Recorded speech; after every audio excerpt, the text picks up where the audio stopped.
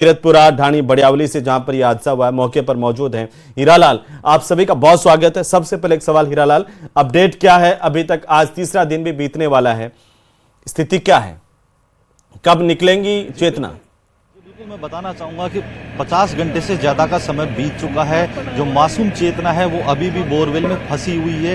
एक एक जो सेकंड है उसकी सांस पे भारी है। लगातार जो रेस्क्यू ऑपरेशन है वो किया जा रहा है। जो प्लान ए और प्लान बी के तहत जो प्रशासन की जो योजना है उस बच्ची को रेस्क्यू कर बाहर निकालने की, वो कहीं ना कहीं लगातार उनकी कोशिश है जो की जा रही है। प्लान बी के तहत जो पाइलिंग मशीन यहाँ बुलाई गई थी, पाइलिंग मशीन का जो ड्रिलिंग का कार्य किया जा रहा था वो फिलहाल रोक दिया गया है। प्लान ए के तहत ही बच्ची को बाहर निकालने की जो कोशिश है उनकी तरफ से की जा रही है, क्योंकि जो एल नुमा जो एल बैंड रोड है जो तो एल बैंड रोड तो पहले दिन से ही डाल रहे हैं। जब वो काम नहीं कर रही है तो आखिरकार अब कोई ना कोई रास्ता तो निकलना चाहिए ना। हीरालाल, क्या कह रहे हैं जिम्मेदार? जिम्मेदारों का ये कहना है कि जो रेस्क्यू ऑपरेशन में लगातार जुड़े हुए हैं, उनका कहना है कि जो रिंग उसमें डाली गई तो उस रिंग में जो बालिका है फंसी है, उस बालिका को बाहर निकालने का जो रिंग के सहारे से जो बालिका को निकालने की कोशिश है, तो उनकी कोशिश है कि बच्ची को उसी रिंग के सहारे निकाला जाए। हालांकि जो पाइलिंग मशीन है उसको यहाँ बुलाया गया था और ड्रिल भी की गई थी। करीबन 30 से 40 फीट का जो ड्रिल किया गया था, गड्ढा खोदा गया था, लेकिन फिलहाल उस काम को रोका गया है। क्योंकि सबसे बड़ा सवाल ये है कि जो जिस प्रकार से रेस्क्यू ऑपरेशन में देरी हुई है, तो कहीं ना कहीं सवाल जो स्थानीय जो रेस्क्यू टीम में जुटे हुए जो मेंबर हैं, जो अधिकारी हैं, उनके काम पर सवाल नहीं, सवाल है प्रशासनिक व्यवस्थाओं पर। आखिर देश की सबसे बड़ी विडंबना है कि इतना बड़ा डिजास्टर जो आए दिन प्रदेश में देखने को मिलता है, क्योंकि दौसा में भी इस प्रकार की घटना हुई थी, आज कीरतपुरा में ये घटना घटित हुई है। इस तरह की जो घटनाएं हैं, इन डिजास्टर पर रोक लगाने के लिए ठीक है हीरालाल, नजर बनाए रखिए। वापिस से हम जानकारी लेते रहेंगे। हमारे साथ भारतीय जनता पार्टी के प्रवक्ता भी जुड़ चुके हैं, अटल खंडेलवाल जी, और आज अटल जी की जयंती भी है। अटल जी से हम जानेंगे कि आखिरकार कैसे इस तरह के हादसों पर रोक लगाएं, अभी ताजा स्थिति क्या है। डिप्टी कंट्रोलर सिविल डिफेंस भी हमारे साथ है, तो एक बार उनके पास में हम जाएंगे। अमित जी हमारे साथ है, तो अमित जी कहाँ कमी रह रही है? आपको लग रहा है कि आज तीसरा दिन भी बीतने को है और हम एक मासूम बच्ची को बोरवेल से नहीं निकाल पा रहे हैं? 21वीं सदी, तमाम बातें, सिविल डिफेंस और डिजास्टर मैनेजमेंट, आपदा प्रबंधन। देखिए सर, बात ये नहीं है कि जितने भी जो रेस्क्यू एजेंसीज हैं या जो रिस्पॉन्सिव एजेंसीज हैं उन्होंने रिस्पॉन्स नहीं किया, ऐसा नहीं होता है। दरअसल देखिए, ये जब शुरुआत मैं आपको थोड़ा सा रोकना चाहता हूं। इस वक्त हमारे दर्शक हमारे साथ जुड़े हैं। मीना कुमार चित्तौड़गढ़ से हमें फोन कर रहे हैं। मीना जी, बहुत स्वागत है आपका। क्या कहना चाहते हैं आप?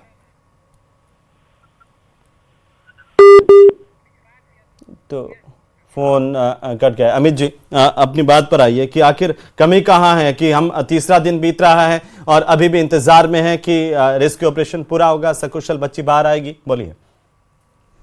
देखिए, यहाँ पर दो चीजें इंपॉर्टेंट थी, जिनमें पहली चीज तो ये थी, जब बच्ची शुरुआत में गिरी थी तो 15-20 फीट पर ही थी उस वक्त, और उस वक्त घर वालों ने उसके लिए प्रयास किया, और वो जो प्रयास था वो दरअसल अपने स्तर पर उन्होंने किया, और जितनी उनकी जानकारी थी शायद उसी अकॉर्डिंग उन्होंने किया। और वो अगर उस वक्त प्रयास नहीं होता तो शायद बचने के चांसेस उससे ज्यादा होते हैं, क्योंकि जब हम किसी चीज के बारे में नहीं जानते हैं और फिर हम प्रयास करें तो निश्चित रूप से कहीं ना कहीं हमारे को उससे हानि हो जाती है। Let it. फिर भी थोड़ा सा अमित जी आपको फिर रोक रहा हूँ। हमारे साथ में एक और दर्शक हैं, डोंगरा राम जी, हैदराबाद से मैं फोन कर रहे हैं। डोंगरा राम जी, क्या कहना चाहते हैं इस हादसे को लेकर? आप बोलिए। हेलो, हाँ बोलिए, हम सुन रहे हैं सब। आवाज बराबर नहीं। उधर 500 तहसील में माचाराम है स्वीकार करके, वो देसी जुगाड़ से निकाल रहा है जी। जालोर में माधोराम जी बीन माल के हैं, मैं जानता हूं जी, और उन्होंने कई केसेस में निकाला है बच्चों को, लेकिन इसके बावजूद मुझे नहीं पता है कि कोटपुतली के प्रबंधन ने उनसे संपर्क किया है, नहीं किया है। और अब उनसे संपर्क करने के मायने बहुत अलग होंगे, क्योंकि अगर पहले दिन ही इस तरह का संपर्क होता तो हो सकता है कि माधोराम जी भी कुछ कर पाते। बहरहाल आपने एक अच्छी बात बताई है, तो बहुत शुक्रिया हमारे साथ जुड़ने के लिए। अमित जी अपनी बात पूरी कर लीजिए, कह रहे हैं जी।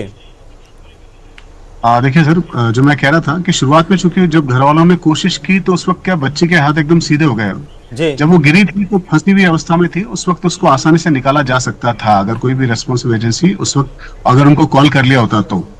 लेकिन जब ये पहला प्रयास उनके द्वारा किया गया, जो कि स्वयं परिजन ही थे, तब वो बच्ची एकदम से सीधी हुई और वो सीधी नीचे की तरफ, मतलब जब हम कन्फाइंड स्पेस की बात करते हैं तो अगर फंसा हुआ कोई ऑब्जेक्ट है तो उसको निकालना थोड़ा सा आसान हो जाता है, लेकिन अगर वो डेप्थ में है तो फिर उसकी मुश्किलें उतनी ज्यादा बढ़ती जाती हैं। लेकिन हम यहाँ टेक्नोलॉजी पर भी बात करेंगे और मैं चाहता हूं कि आज विस्तार से जी हमारे साथ एक और दर्शक हैं कोटा से। अपना नाम बताइए और बताइए आप क्या कहना चाह रहे हैं इस पर। बोलिए।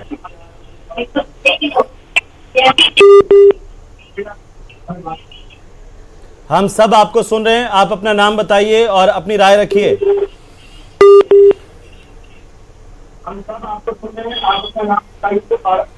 मैं आपसे गुजारिश करूंगा मनीष जी, अपने घर का टेलीविजन की आवाज थोड़ी कम कर दें क्योंकि ये गूंजेगी और आपकी आवाज सब साफ नहीं सुन पाएंगे।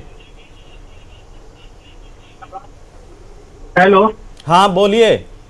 हेलो। बोलिए अगर आप मुझे सुन पा रहे हैं और अपने टीवी की आवाज बंद कर दीजिए। हेलो। अगर मुझे सुन पा रहे हैं आप बोलिए, अपनी बात बोलिए। कुछ तकनीकी खामी आ रही है, नहीं सुन पा रहे हैं वो, और उनकी आवाज़ को अगर वापस से फ़ोन करेंगे फिर से ले लेंगे। लेकिन अमित शर्मा जी एक बात कर रहे थे कि तकनीक, मैं बात कर रहा था तकनीक में हम क्यों पिछड़े हुए हैं, क्यों बार बार 3 दिन से एक ही चीज़ जुगाड़, देसी जुगाड़, देसी जुगाड़ कर रहे हैं। देखिए यहाँ पे 2 दिक्कतें आ रही हैं जो कि मैंने देखा भी और महसूस भी किया है, खास तौर से चूंकि देखिए मिट्टी जो है वो गीली है अंदर से और दोमट और चिकनी टाइप मिट्टी है दरअसल ये। इसमें जैसे ही कैमरा जब डाला जाता है तो कैमरे के बाद जैसे ही वो थोड़ा नीचे जाता है तुरंत हल्की सी मिट्टी, क्योंकि जब आप कोई भी ऑपरेशन करते हैं निश्चित रूप से तो मिट्टी उसमें आपदा हल्की सी। प्रबंधन इसीलिए तो जरूरी है सर कि कैसी भी परिस्थितियां हो हम तकनीक का सहारा लेकर के तुरंत इन स्थितियों से निपट सकें। इसीलिए जरूरी है कि तकनीक का सहारा लें। एक जयपुर से हमारे दर्शक हैं, उसके बाद मैं आगे बढ़ूंगा। जी आप बोलिए, अपनी राय रखिए, क्या कहना चाहते हैं आप, क्या नाम है आपका? महेंद्र जी आप मुझे सुन रहे हैं, अपनी राय रखिए, आप क्या कहना चाह रहे हैं? हेलो। हाँ बोलिए, हम सुन रहे हैं आपको। महेंद्र चौधरी जी बोलिए।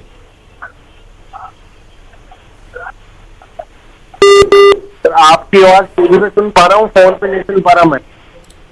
तो मेरी आवाज आप फोन से नहीं सुन पा रहे हैं, ये समस्या है हमारे दर्शकों के सामने। हाँ, लेकिन हम आपकी आवाज सब सुन रहे हैं, बोलिए आप। पड़े हैं जो भी रेस्पॉन्सिव पर्सन है जी। हेलो। हाँ मैं ये कहना चाह रहा हूँ, रेस्पॉन्सिव पर्सन है जिसने भी खुला छोड़ा है बोरवेल, उसके अगेंस्ट कुछ ना कुछ एक्शन होना चाहिए। एटलीस्ट रेस्पॉन्सिबिलिटी तो आदमी के अगेंस्ट। जी ठीक है, शुक्रिया।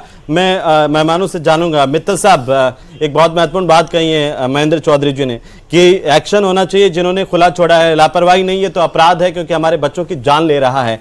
बाकायदा सुप्रीम कोर्ट ने गाइडलाइन बनाई हुई है, गाइडलाइन का पालन नहीं हो रहा, ये हादसे हो रहे हैं, तो जिम्मेदार कौन है सर?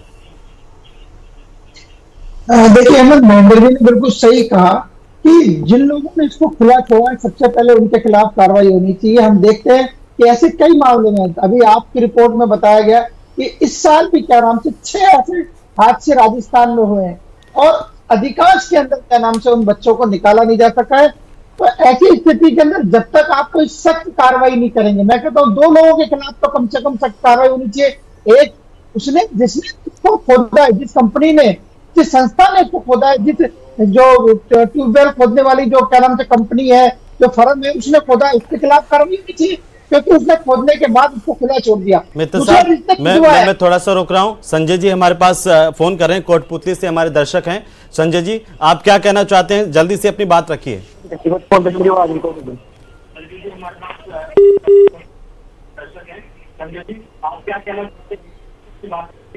मैं निश्चित रूप से न्यूज 18 को बहुत बहुत धन्यवाद देना चाहता हूँ कि न्यूज 18 ने इस बिंदु को सार्वजनिक रूप से उठाया और इस प्रदेश स्तर पर, राष्ट्रीय स्तर को उठा करके बहुत ही आप लोगों ने सराहनीय काम किया।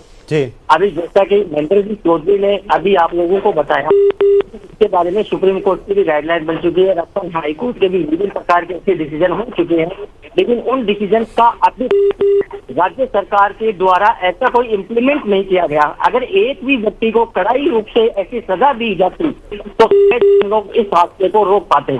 क्या होता है, कानून अपनी जगह से बन गया, लेकिन कानून बनने के बाद में क्या उसका इम्प्लीमेंट प्रॉपर रूप से उसका इम्प्लीमेंट नहीं हुआ। अगर 200 वाले हादसे से राज्य सरकार अगर थोड़ा बहुत भी किसी भी प्रकार से इस स्तर पे कार्य करती और उन द्वारा दोबारा से प्रचार करती और संबंधित जिला कलेक्टर को और ग्राम स्तर पे संबंधित सेक्रेटरी, इसके अलावा तहसीलदार को, डीएम को, इन सबको लेटर जारी करके जा पे खुले हुए रहे, उसके ऊपर व्यापक जोर दिया। संजय जी, आपका दर्द भी समझ रहे हैं हम लोग और इसी पर चर्चा करें। बहुत शुक्रिया हमारे साथ आप जुड़े और आपने बहुत महत्वपूर्ण बातें कही हैं। अटल जी, ये बहुत गंभीर सवाल है और संजय जी सवाल उठा रहे हैं, सीधा आपसे पूछना चाहते हैं कि राज्य सरकार और अधिकारी अपनी जिम्मेदारी से भाग रहे हैं। बाकायदा जिला कलेक्टर के ऊपर ये जिम्मेदारी है कि इस तरह के बोरवेल की जानकारी जुटाएं, कोई खुला नहीं रहे, ये तय कर लें, लेकिन इसके बावजूद हो क्या रहा है सर? अटल जी देखिए हेमंत जी, जो आप बिल्कुल अभी अब कह दिया गया है सरकार द्वारा भी सारे कलेक्टर्स को कि भाई जितने भी बोरवेल्स हैं उनकी सारी जानकारी होनी चाहिए और कोई भी बोरवेल अगर खुला है तो उसको बंद कर दिया जाए। और देखिए बहुत सारे बोरवेल घर में लगे हुए हैं, अपने खेत में लगे हुए हैं। ऐसी स्थिति के अंदर सबसे पहले तो देखिए अब ये सारी एक प्रक्रिया ही है